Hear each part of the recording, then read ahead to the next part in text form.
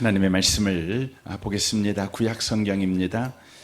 신명기 말씀입니다. 신명기 25장입니다. 299페이지에 있습니다. 299페이지 신명기 25장입니다. 25장 1절 말씀부터 3절까지 기록된 말씀을 보겠습니다. 25장 1절부터 3절까지입니다. 같은 목소리로 기록된 말씀을 읽겠습니다. 사람들 사이에 시비가 생겨 재판을 청하면 재판장은 그것 재판하여 의인은 의롭다 하고 악인은 정죄할 것이며, 악인에게 태형이 합당하면 재판장은 그를 엎드리게 하고 그 앞에서 그의 죄에 따라 수를 맞추어 때리게 하라.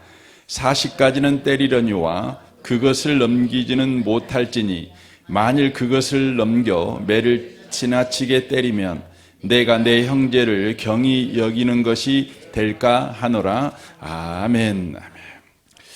함께 예배하는 모든 분들 가운데 이 말씀의 축복이 함께 하시기를 주님의 이름으로 축원합니다.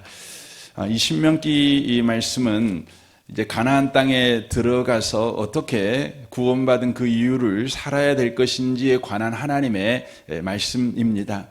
율법의 말씀이죠.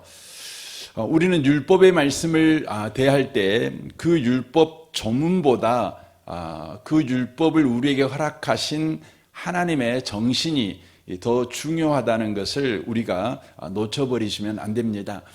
그래서 우리가 율법 조문을 우리가 보면서 이 조문이 어떤 의미인가를 이해하려면 하나님께서 이 율법을 우리에게 허락하신 법정신, 율법 정신을 먼저 저와 여러분이 이해함으로 이 법 조문을 하나하나씩 해석해 가는 방식을 취하는 것이 중요한 것입니다.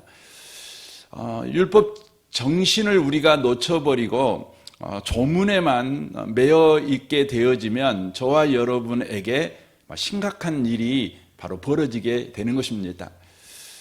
율법 정신은 주님께서 두 가지로 딱 요약을 하셨죠. 하나님 사랑, 이웃 사랑, 이렇게 요약을 하셨습니다. 그러니까 율법 조문을 주신 이유가 뭐냐면 그 목적이 하나님을 사랑하고 이웃을 사랑하게 하기 위해서 주신 거라는 것이죠.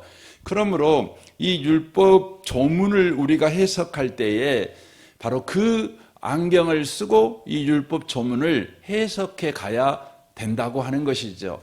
문맥을 따라서 이렇게 해석해 가더라도 바로 율법을 주신 바로 정신, 하나님의 관점의 안경을 쓰고 그 성경을 보지 못하면 요즘은 소위 우리가 극우파 이런 이야기, 극자파 앞에 극자가 들어가는 경우에 사람들을 보지 않습니까? 그러면 그들은 극단적인 행동을 하지 않습니까? 이 기독교 안에도요 극우파들이 있어요. 극단적인 사람들이 있죠. 그 사람들은 보통 성경을 문자적으로만 이해를 하는 것입니다. 분명히 성경은 문자적으로도 하나님의 말씀이지만 그 조문을 이해할 때는 하나님이 그 조문을 허락하신 의도를 따라서 그 조문을 보는 안경을 쓰는 것이 먼저 필요하다는 것을 저와 여러분이 인식을 해야 된다고 하는 것입니다. 오늘 본문 말씀은 공동체 가운데서 성도가 죄를 지었을 때에 어떻게 해야 되는가를 가르쳐주고 있는 말씀입니다. 그런데 이 말씀은 성도가 죄를 지었을 때에 어떻게 우리가 해야 되는가를 통하여서 하나님께서 우리를 어떻게 대하시는가를 배우라고 이 말씀을 우리에게 허락하신 것입니다. 그래서 궁극적으로 이 본문 말씀은 하나님이 누구이신가를 우리에게 가르쳐 주심으로 우리가 이웃에게 어떤 태도를 취해야 되는가를 가르쳐주고 있는 내용의 말씀이 된다고 하는 것입니다. 1절을 보겠습니다. 사람들 사이에 시비가 생겨 재판을 청하면 재판장은 그들을 재판하여 의인은 의롭다 하고 악인은 정죄할 것이며 라고 돼 있습니다. 여기 사람들 사이 이렇게 돼 있는데 이것은 믿는 자 사이를 이야기하고 있는 것입니다. 그러니까 이 말씀은 애당초 구원받은 하나님의 백성인 이스라엘 백성들에게 주시는 말씀이니까 여기에 나와 있는 사람은 바로 이스라엘 사람들끼리 싸움하는 경우를 지금 이야기를 하는 것입니다. 그러니까 믿는 사람하고 안 믿는 사람하고 싸움하는 경우를 이야기하거나 안 믿는 사람이 안 믿는 사람하고 싸움하는 경우를 지금 상정하고 있는 것이 아니라 믿는 사람끼리 싸우는 것입니다.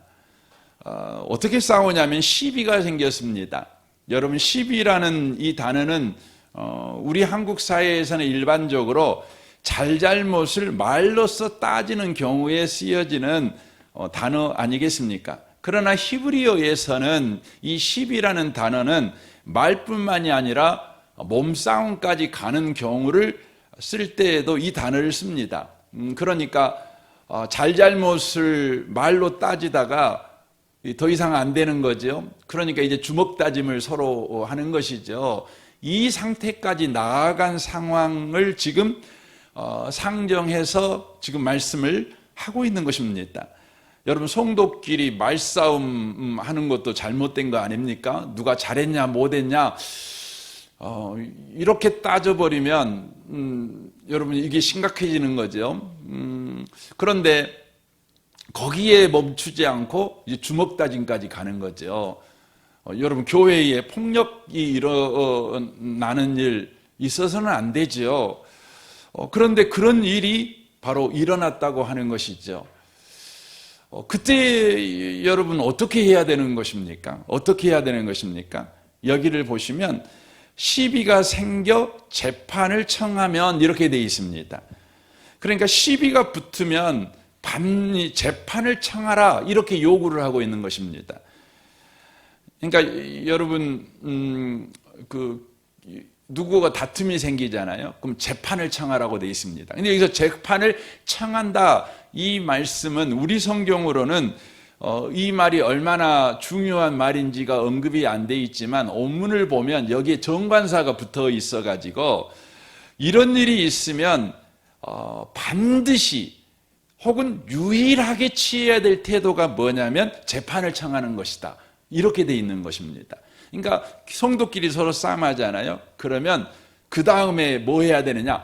유일한 딴 거 하면 안 된다는 거예요. 이것만 해야 된다는 거죠. 그것이 뭐냐면 재판을 청하라는 거예요. 절대 시비가 붙은 일을 해결하는 방식이 재판이 아니라 우리의 생각으로 그 방식을 해결하는 것은 성경적이지 않는다는 거죠. 성도다운 태도가 아니라고 하는 것이죠. 그럼 시비가 붙었는데 이 문제를 해결하는 것에 내 생각이 때로 문제를 해결하게 되어지면 여러분 결국요 더 큰 문제로 확산됩니다. 그리고요 결론은요 힘없고 돈 없는 사회적 약자가 지는 일이 생기게 되는 것이죠. 소위 유전무죄, 무전유죄가 생기게 되는 것입니다. 그래서 주님께서는 교회 가운데 문제가 일어나면 서로 알아서 해결하지 말고 반드시 이건 유일한 방식이다. 그것은 재판을 청하는 것이다. 이렇게 돼 있다는 것이죠. 여기서 재판을 청한다는 것은 교회 공동체 가운데 재판장이 있죠.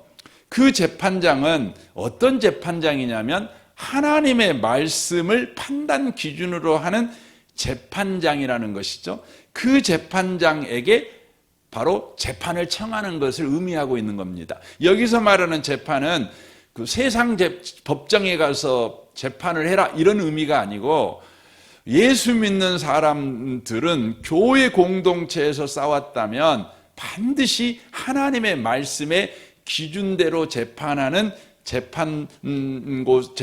곳에 가서 재판을 받아라 이렇게 돼 있는 것입니다. 이 말씀은 교회적으로 보면 당회에다가 이야기할 것을 이야기하는 내용이기도 합니다. 이것이 이제 법적으로 보면요. 하지만 개인적으로 보면 이건 무엇을 이야기하고 있냐면 반드시 하나님의 말씀의 판단을 받아라. 지금 이 요구를 하고 있는 것입니다. 네 생각으로 이 문제를 해결하려고 하지 말고 하나님의 말씀의 판단을 받아라. 이것이 성도가 문제가 생겼을 때 취하는 태도, 방식, 그것은 유일한 방식이다. 이렇게 이야기합니다. 시편 19편 7절을 보십시오. 여호와의 율법은 완전하여 영혼을 소성시키며 여호와의 증거는 확실하여 우둔한 자를 지혜롭게 하며 여호와의 교훈은 정직하여 마음을 기쁘게 하고 여호와의 계명은 순결하여 눈을 밝게 하시도다. 여호와를 경외하는 도는 정결하여 영혼까지 이루고 여호와의 법도 진실하여 다 의로우니 금곧 많은 순금보다 더 사모할 것이며 꿀과 송이꿀보다 더 달도다 라고 말씀하고 있습니다. 그러므로 사랑하는 성도 여러분, 여러분들 간에 문제가 생겼을 때에 여러분의 생각으로 해결하려고 하지 말고 하나님의 말씀 앞으로 그 문제를 가져와서 말씀의 판단을 받는 유일한 일을 여러분 하셔야 된다는 것입니다. 이것은 신약 성도들에게도 마찬가지죠. 교회 안에 어떤 문제가 발생하면 자기 소견에 옳은 대로 판단해가지고 행동하시면 안 돼요. 자기의 경험을 따라 자기가 가지고 있는 옳고 그름의 기준을 따라서 판단하시면 안 되고 반드시 하나님의 말씀 앞으로 그 문제를 가져와서 하나님의 말씀의 판단을 반드시 받으셔야 된다는 것입니다. 그래서 바울 사도는 디모데에게 이렇게 가르칩니다. 디모데후서 3장 12절입니다.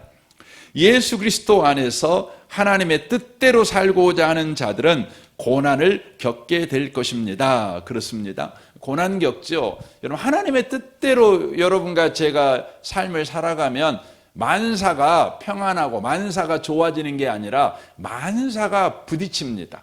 만사가 어려워집니다. 왜냐하면 여러분과 제가 살고 있는 이 세상은 예수를 십자가에 못 박여 죽인 세상이기 때문에 그래요. 예수를 반대하는 세상이기 때문에 그래요.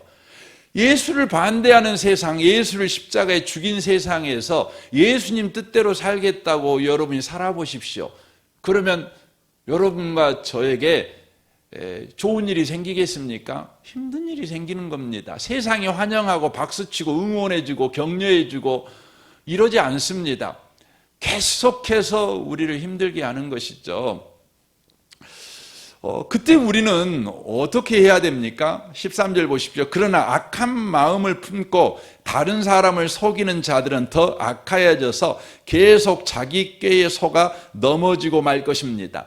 여러분, 하나님 뜻대로 살고 싶었는데 만만치가 않은 거지요. 막 사람들과 부딪히는 거죠. 성도들하고도 부딪힐 수 있는 거 아니겠습니까? 뭐 이런 일로 부딪히고 저런 일로 부딪힐 때에 하나님 뜻대로 살고자 했는데 이런 일이 부딪혀요.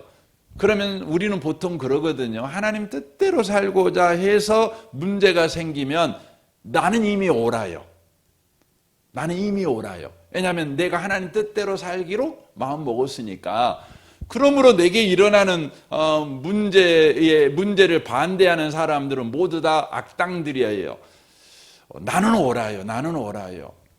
근데 성경은 말해요. 그게 뭐냐면 악한 마음이라는 거예요. 여러분이 하나님의 뜻대로 살고자 했기 때문에 여러분이 행하는 것이 다 선이냐? 아니에요. 아닙니다.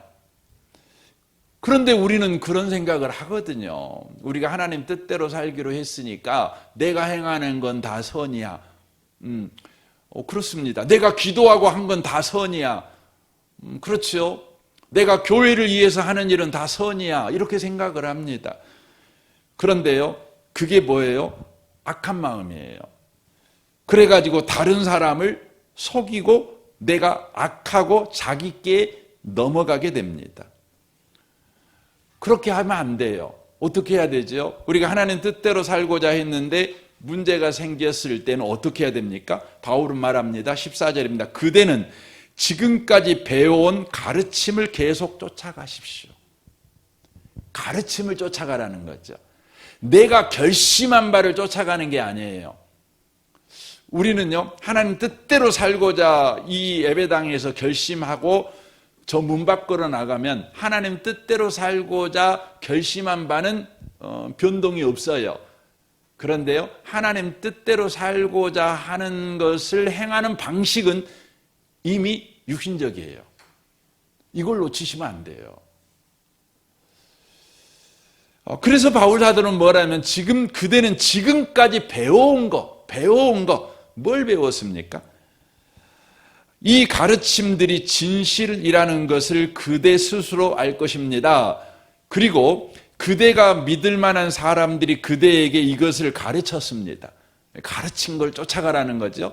네가 생각난 거, 네가 결심한 거, 결단한 거 이거 쫓아가지 말고 배운 걸 쫓아가라는 거죠.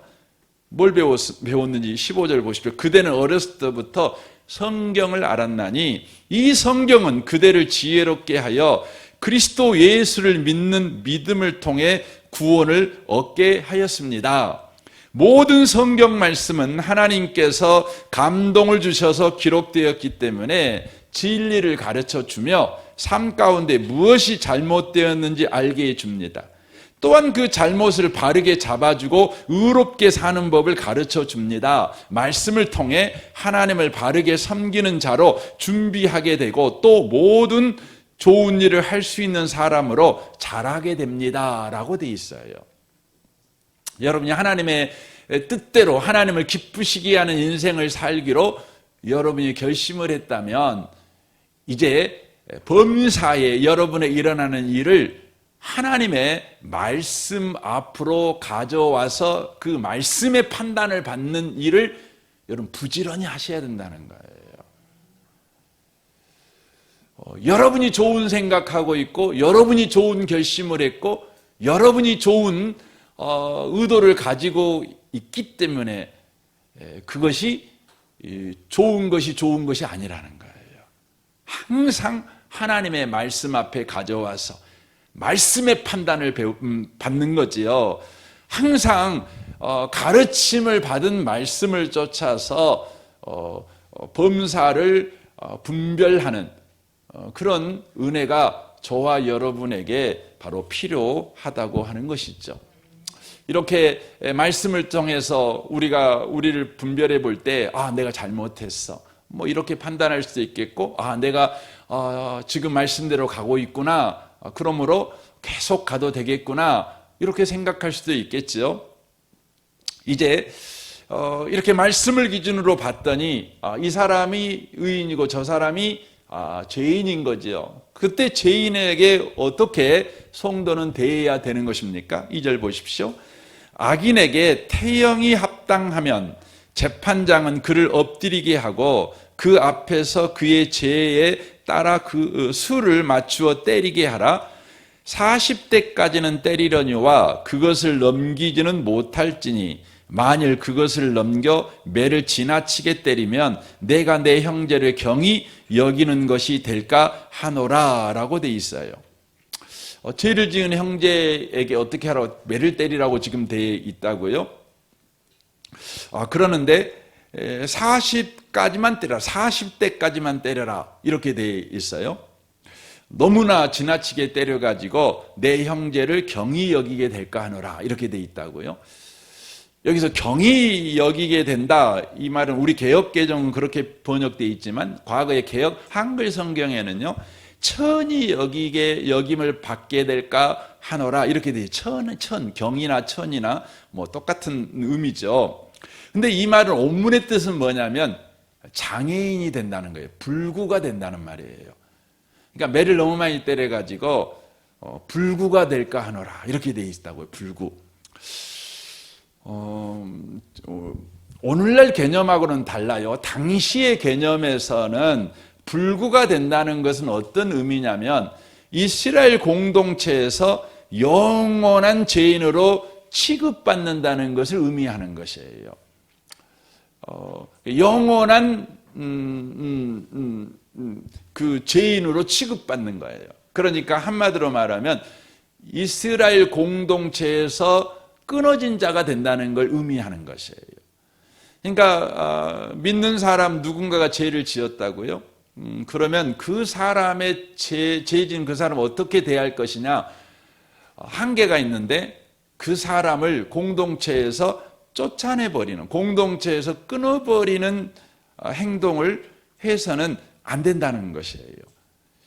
이 본문의 명령은 재판에서 유죄로 선고된 사람일지라도 이스라엘 자손들이 보기에 공동체에서 끊어진 자라고 여길 정도로 때리면 안 된다는 거예요. 때리면 안 된다는 거죠.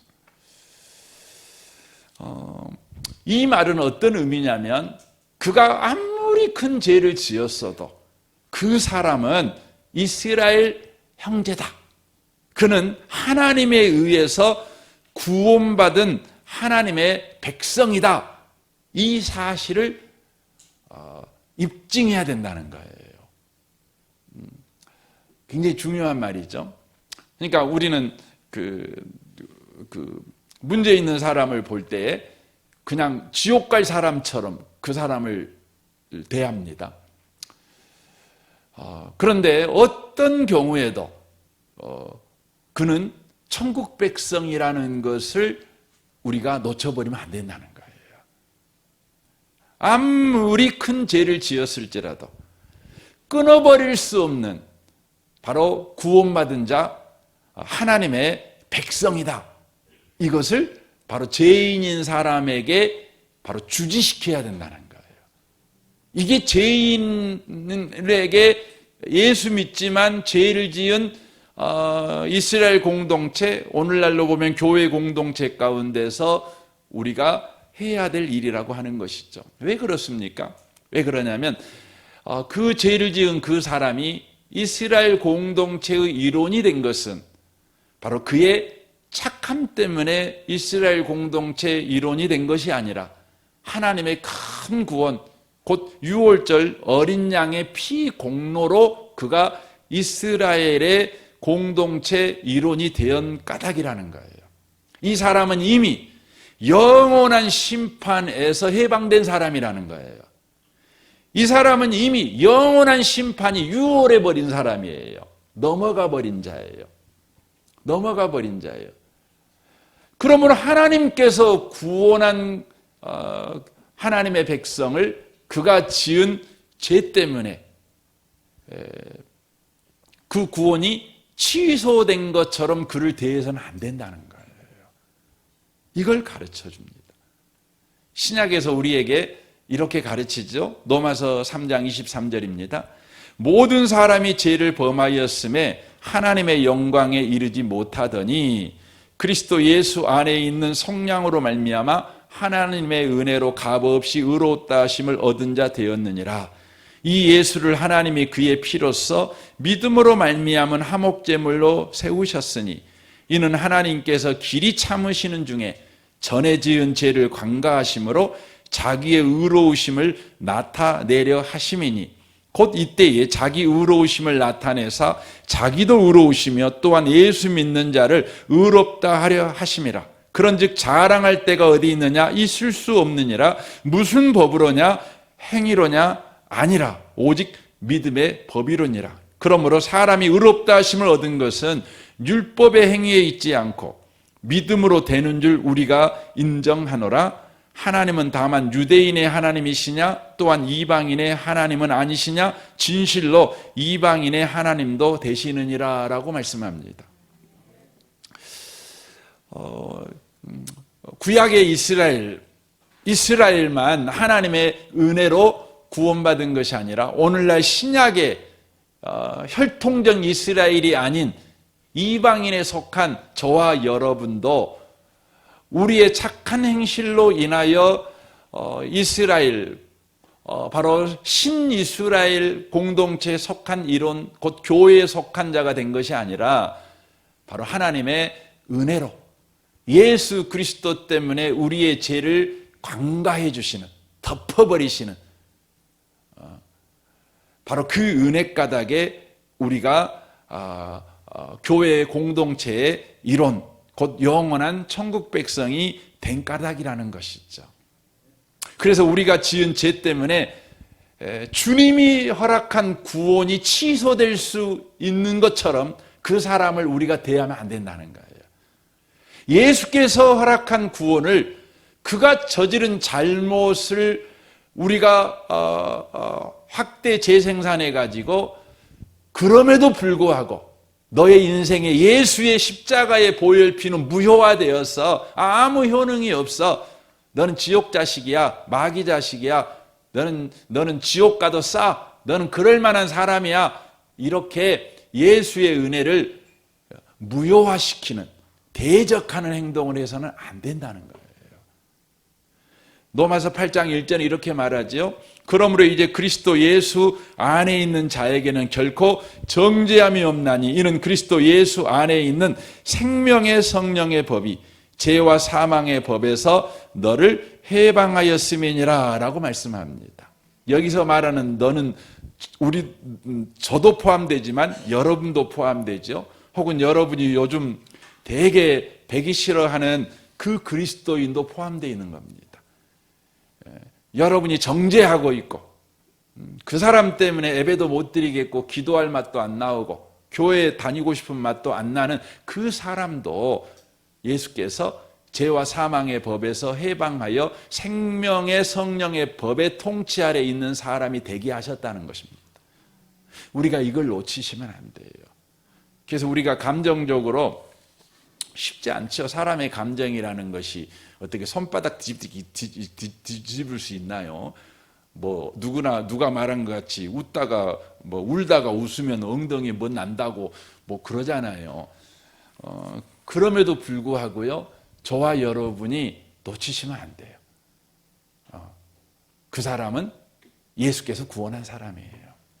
그 사람은 천국 백성이에요. 그래서 매를 몇 대까지만 때려요? 40대만 때려요. 40대. 여기서 40대까지라는 건 40대를 꼭 때려라 이런 이야기 아니에요. 10대만 때리든지 한 대만 때리든지 뭐 그런 이야기도 포함되어 있는 거죠.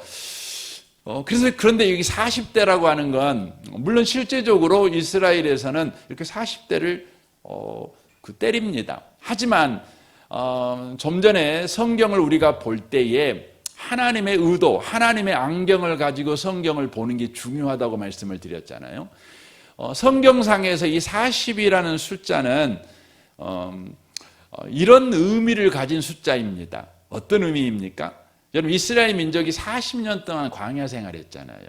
모세가 40년 동안 또 미디안 광야 생활을 했습니다.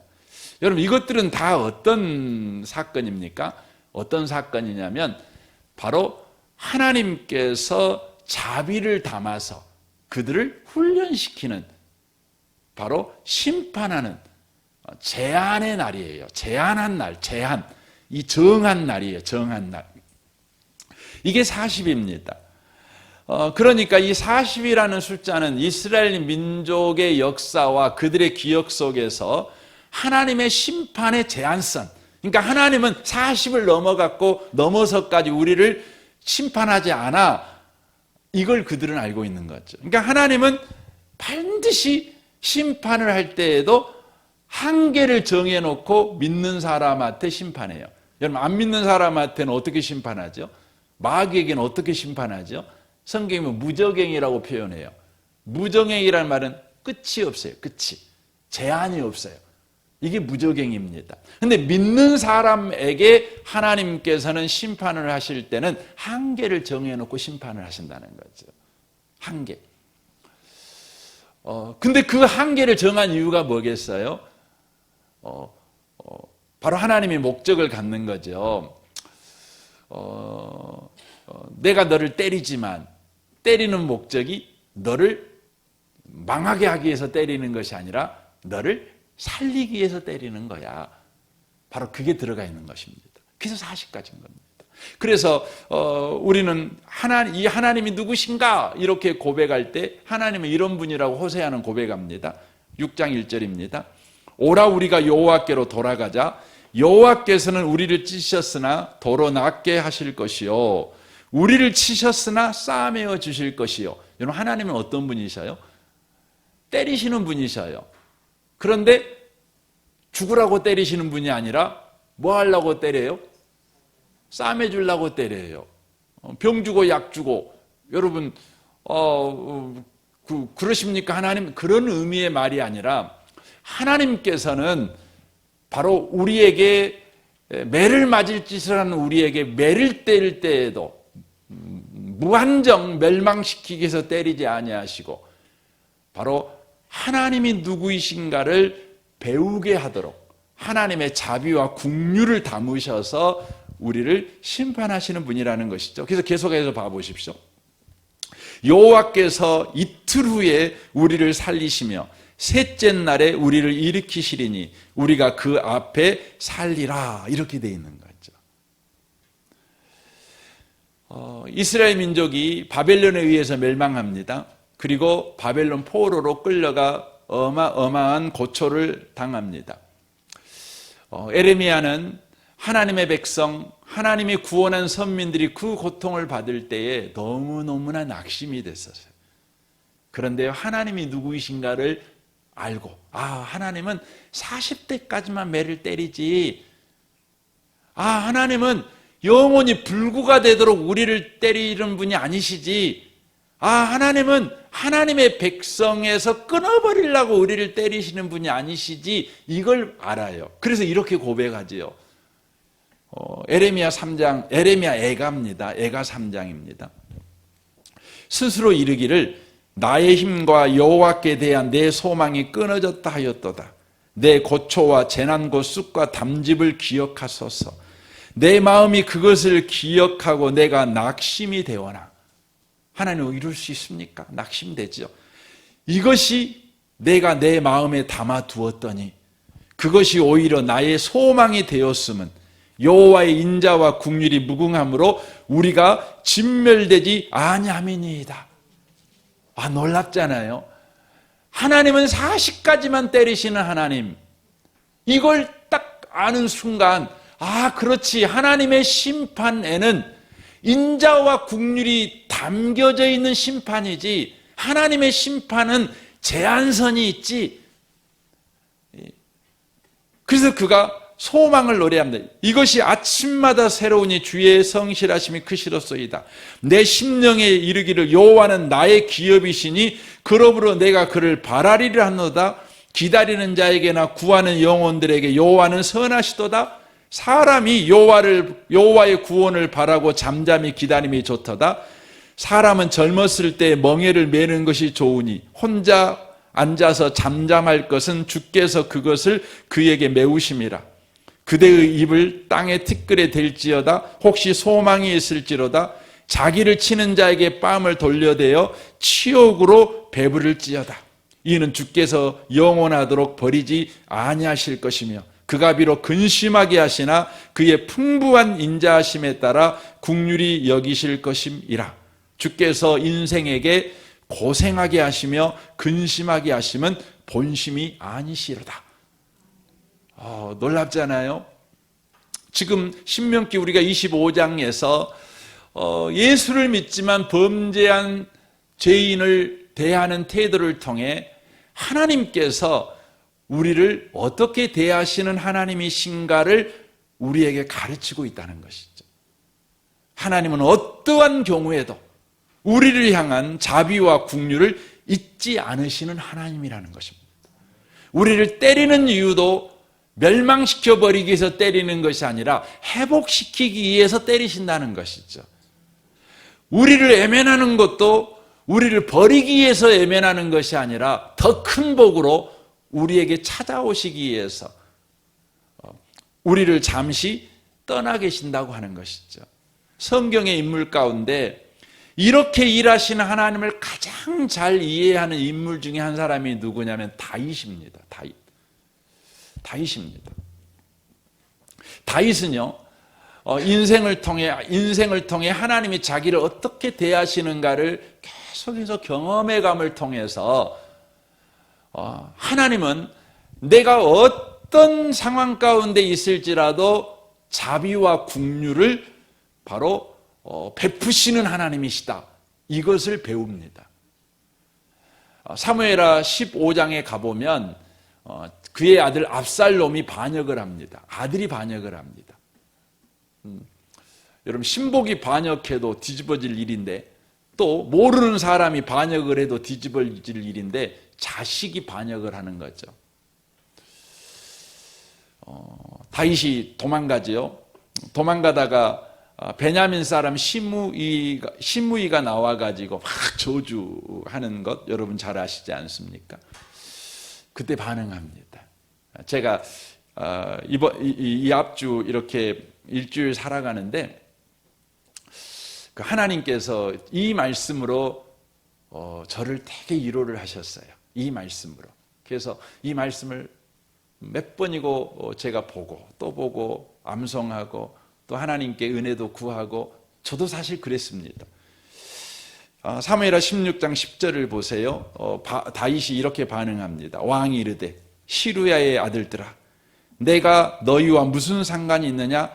그가 저주하는 것은 여호와께서 그에게 다윗을 저주하라 하심이니 네가 어찌 그리하느냐 할 자가 누구냐 하고, 또 다윗이 아비새와 모든 신하들에게 이르되 내 몸에서 난 아들도 내 생명을 해하려 하거든 하물며 베냐민 사람이랴. 여호와께서 그에게 명령하신 것이니 그가 저주하게 내어버려 두라. 저는 이 부분이 성경을 이 부분 많이 읽었지 않았겠습니까? 근데 이 부분을 그냥 쉽게 넘어갔어요. 그냥 그 관심이 별로 없었으니까. 근데 이번에 제가 이 성경을 읽으면서 다윗의 고백이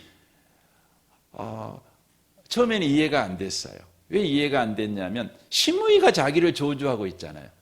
시므이가 나를 저주하면 여러분 희망이 있겠어요? 하나님이 나를 저주하면 희망이 있겠어요? 어느 쪽이 더 희망이 있겠어요?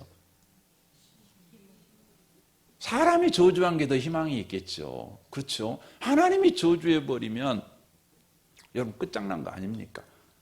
근데 다윗은 뭐라고 말하냐면 시므이가 저주할 때 지금 다윗은 희망이 없잖아요. 지금 쫓겨가고 낙심되고 억울하고 분노에 차 있고 내 인생이 왜 이렇게 돼버렸나. 그래도 인간이라는 존재는 바늘구멍만한 희망이라도 찾으려고 하는 게 인간 아니겠습니까? 그런 상황에서도 그러면 시므이가 와서 막 욕하면 저주하면 그래도 바늘기만한 희망을 찾으려면 그래도 시므이 저놈이 나를 저주하지, 사람이 저주하지, 하나님은 나를 그래도 복 주실 거야, 이렇게 말해야 되는데 지금 다윗은 뭐라고 말하냐면 시므이의 저주가 시므이가 한 저주가 아니라 하나님이 나한테 한 저주다, 이렇게 말을 하고 있는 거예요. 근데 신명기 오늘 본문 말씀을 우리가 이해를 못하면 이 다윗의 고백이 얼마나 희망찬 고백인지를 이해를 못하는 거예요. 하나님이 나를 저주하신다. 이게 희망이라는 거예요. 12절 보세요. 왜 희망인지. 혹시 여호와께서 나의 온통함을 감찰하시리니 오늘 그 저주 때문에 여호와께서 손으로 내게 갚아주시리라. 하나님이 저주해 놓고요, 내게 선을 베푸신대요. 여러분, 어떤 하나님에 대한, 하나님이 누구이신가에 대한 알미 있어야 이 고백을 할 수 있는 거죠. 하나님은 40대까지만 때린다는 거예요. 하나님은 저주를 우리에게 베풀더라도 그 저주 속에 자비와 긍휼을 갖고 있다는 거예요. 이걸 이해를 못하면 다윗처럼 고백을 할 수가 없는 거죠. 다윗은 지금 이 고백을 하고 있는 거예요. 하나님이 저주했다.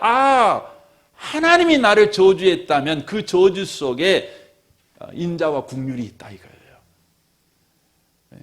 있다 이거죠. 그러니 하나님이 이제 저주 다 해버린 거죠. 그러니 이제 남은 건 뭐밖에 없죠. 인자와 긍휼을 베푸는 것밖에 남지 않은 거죠. 선을 베푸는 것밖에 남지 않은 거예요. 저는 이 밤에 오신 여러분, 여러분들이 하나님이 선을 베푸신다는 것을 절대 잊지 마시기 바랍니다. 요즘 여러분 힘드십니까? 하나님이 나를 좀 때리고 계신 것 같아. 여러분, 그게 여러분과 저에게 복입니다. 왜냐하면 하나님은 절대 50대 때리고 100대 때리고 여러분 불구자 만들게 때리는 분이 아니셔요. 주님은 40대까지예요. 까지 해요. 그래서요, 여러분 신명기 여기 25장에 이제 재판장이 매를 때리잖아요. 매를 때릴 때에 이스라엘 사람들은 전통적으로 죄인을 매를 때릴 때 먼저 이 성경을 크게 낭독하고 매를 때려요. 어디 성경이냐면 신명기 28장 58절입니다.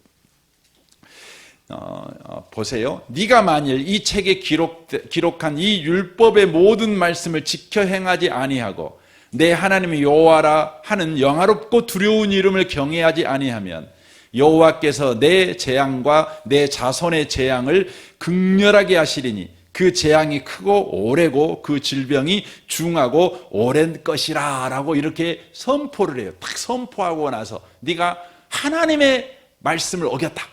이 말은 무슨 의미의 말이죠? 너는 하나님의 백성이야. 하나님의 백성은 하나님의 율법을 받은 자야. 이런 은혜를 받은 자인데 네가 율법 어겼어. 그러니까 그 매를 때릴 때 먼저 가르쳐 주는 게 뭐냐면 너는 하나님의 백성인데 하나님의 말씀을 어겼어. 이걸 먼저 가르쳐줘. 우리의 신분을 가르쳐주죠. 매 때려요. 그리고 나서 매 때리고 나서 또 선포하는 성경이 있어요. 다 때리고 나서 시편 78편 38절입니다. 오직 하나님은 국률하심으로 죄악을 덮어두시어 멸망시키지 아니하시고 그의 진노를 여러 번 돌이키시며 그의 모든 분을 다 쏟아내지 아니하셨으니 라고 선포해요. 이게 무슨 말이죠? 주님이 너를 매를 때렸다. 그런데 주님이 모든 분노를 쏟아서 너 매 때렸으면 너 죽었어. 그 말이에요. 그런데 뭐 하는 거죠? 하나님이 자비와 긍휼을 베푸신다는 거죠. 다시 일어날 힘을 주신다는 거예요. 지금 이걸 이야기하는 것입니다. 이 밤에 오신 복 있는 성도 여러분, 우리는 그리스도인입니다. 그리스도인들에게 하나님은 말씀을 따라 살아가도록 우리에게 요구하십니다. 말씀대로 살아가지 못할 때 많지요. 그때 우리의 삶에 어려운 일이 일어나기도 합니다. 또 우리 주변에 예수를 믿지만 말씀대로 살아가지 못하는 사람들을 우리는 보게 됩니다. 그때요, 우리가 어떻게 대해야 되냐고요? 하나님이 누구이신지를 우리가 기억하고 그를 대하는 것입니다.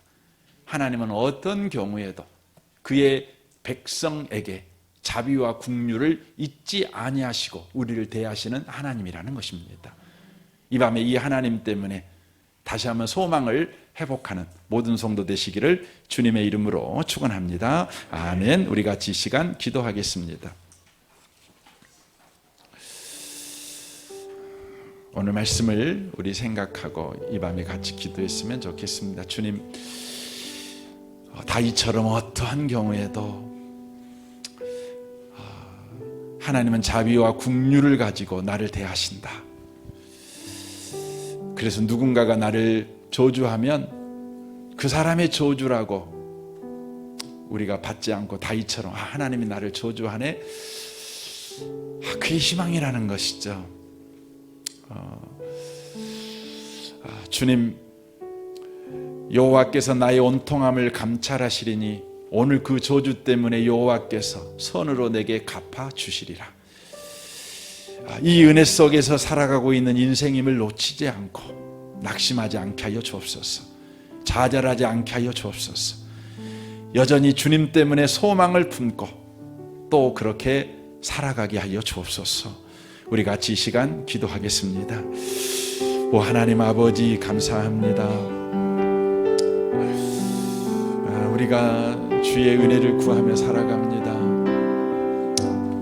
주님 그렇습니다.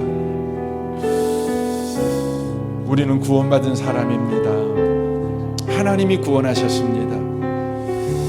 큰 구원으로 구원하셨습니다. 취소될 수 없는 은혜로 구원하셨습니다.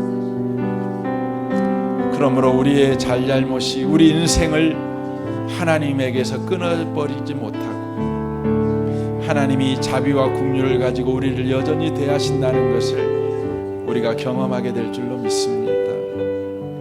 주여, 우리의 인생에 대하여 계속해서 하나님의 눈을 가지고 하나님이 누구이신가를 아는 은혜를 가지고 보며 또 사람들을 대하는 우리가 되게 해 주옵소서.